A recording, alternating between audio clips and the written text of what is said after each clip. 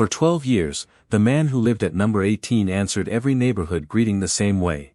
A small nod, nothing more. He never stopped to talk, never joined the conversations on the sidewalk, never explained why. But one cold evening, his neighbor found a handwritten note on her porch. And after reading the first 3 lines, she finally understood why Arthur Bellamy had spent more than a decade keeping everyone at a distance. If quiet stories about ordinary people and unexpected kindness mean something to you, stay with me until the end. Arthur Bellamy was 72 years old. He had lived in the same narrow brick house for more than 30 years. The neighborhood around him had changed, children had grown up, young couples had moved in, old families had moved away. Trees that had once been small now shaded entire front yards. But Arthur remained. Every morning, usually before 7, Arthur stepped outside with a broom.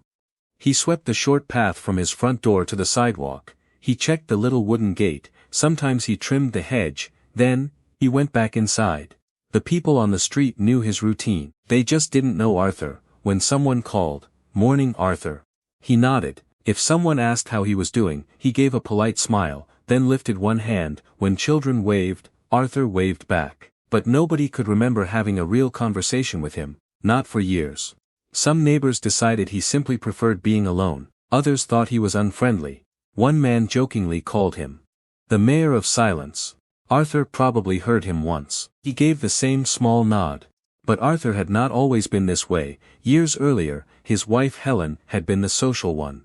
She remembered birthdays. She brought food when someone was having a difficult week. She knew the names of the children on the street, and she kept 2 extra folding chairs in their hall closet.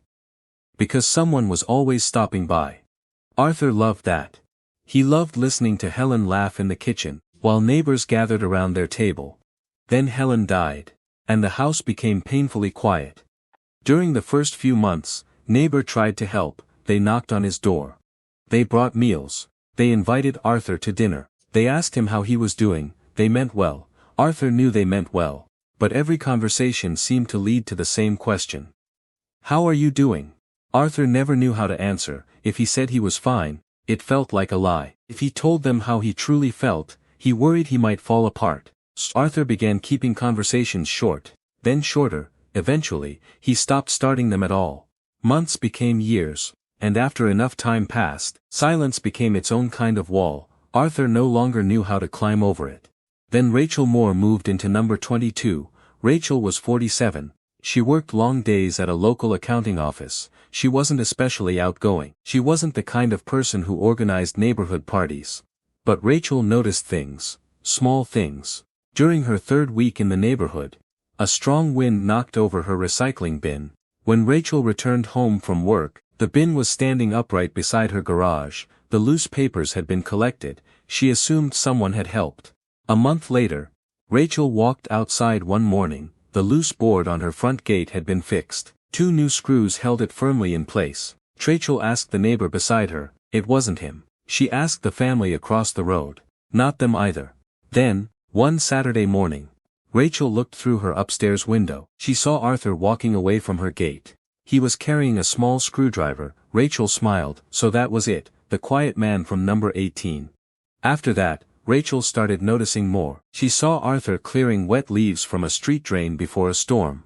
Not only in front of his own house, but in front of 3 others. She watched him bring an elderly neighbor's trash bin back from the curb. When rain began falling, Arthur moved a package beneath an awning. One afternoon, he picked broken glass from the sidewalk. Before the neighborhood children came home from school. Arthur rarely spoke, but Rachel began to understand something. Being quiet didn't mean he wasn't paying attention. Then came a particularly cold evening in January. Rachel was making vegetable soup. When the kitchen suddenly went dark. The power had gone out across part of the neighborhood. The outage lasted a little over an hour. When the lights finally returned, Rachel looked outside. Most of the houses were bright again. Arthur's house was still dark. Rachel waited. 5 minutes, then 10. Still nothing. She filled a small container with soup, put on her coat, and walked to number 18. Arthur opened the door after her second knock. He wore an old gray sweater. The hallway behind him was dim.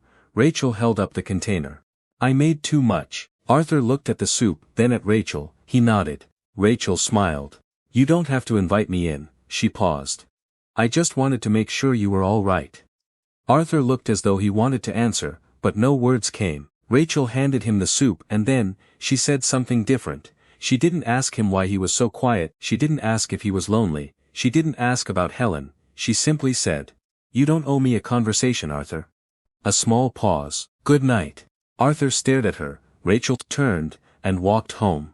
The next morning, Rachel found an envelope beneath her front door. Her name was written carefully across the front. Inside was one sheet of paper. Rachel unfolded it, and began to read. "Dear Rachel, thank you for not asking me to explain myself. People have been kind to me for many years. I simply stopped knowing how to be kind back, in words." Rachel continued reading. Arthur explained that after Helen died, every conversation felt harder than the one before it. People asked how he was. He didn't know what to say. He began avoiding conversations, because he didn't want to lie. Then, he became embarrassed by how long he had stayed quiet. Every year made speaking again feel stranger. Arthur convinced himself that the neighborhood probably preferred him that way. Then Rachel reached one sentence, and stopped. "I was never quiet because I disliked anyone. I was quiet because I didn't know how to come back."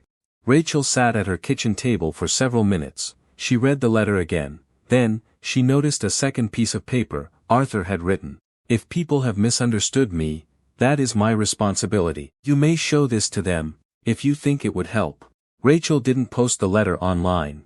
She didn't turn Arthur's pain into neighborhood gossip. Instead, that evening, she walked back to his house. She knocked. Arthur opened the door. Rachel held up the letter. "Are you sure?" Arthur nodded. Rachel looked at him carefully. "Would you rather tell them yourself?" Arthur lowered his eyes. For several seconds, neither of them moved. Then, Rachel heard Arthur's voice for the first time. It was soft, nervous, but clear. "I don't think I can." Rachel smiled gently. "Then I can help." Rachel made a few copies of Arthur's short letter. She gave them only to the neighbors who had known him the longest. And by the end of the weekend, nearly everyone on the street understood. Arthur had not spent 12 years judging them. He had spent 12 years behind a habit that began with grief, and became harder to break with every passing year. Nobody organized a dramatic meeting. Nobody crowded his porch. Rachel made sure of that. Instead, the neighborhood responded quietly. The retired man across the street began moving Arthur's newspaper onto the porch whenever it landed in the rain. A young father asked Arthur if he could show him how to fix a loose gate hinge. Arthur agreed. At first, he worked without speaking. Then the father turned the screwdriver the wrong way. Arthur looked at him, and quietly said, "Turn it clockwise." 3 words, that was all. The father didn't cheer, he didn't act surprised, he simply nodded. "Got it," and kept working. That helped. A week later, a little girl named Sophie walked past Arthur while he was sweeping. "Morning, Mr. Bellamy." Arthur nodded. Sophie kept walking. Then Arthur looked up. "Morning, Sophie." She stopped, her face brightened, but Rachel had warned everyone not to turn Arthur's first words into a celebration, so Sophie simply smiled. "See you tomorrow," and kept walking. Over the next several weeks, Arthur changed slowly. He didn't become the loudest person on the block. He didn't suddenly attend every neighborhood gathering. Some mornings, he still preferred a nod. And that was fine.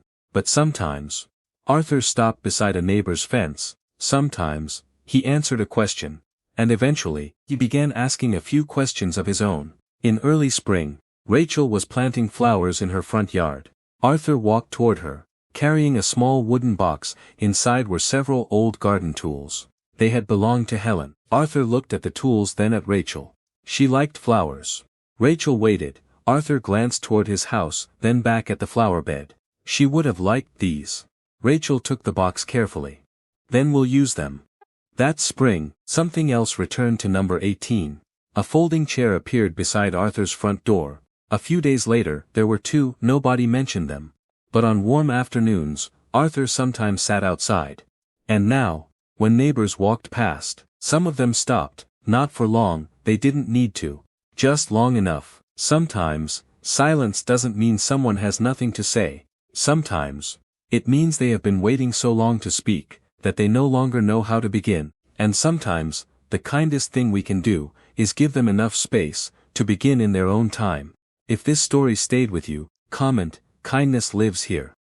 And if you have ever known someone who seemed distant, until you learned what they were carrying, share that memory in the comments, because you never know who may need to read it today.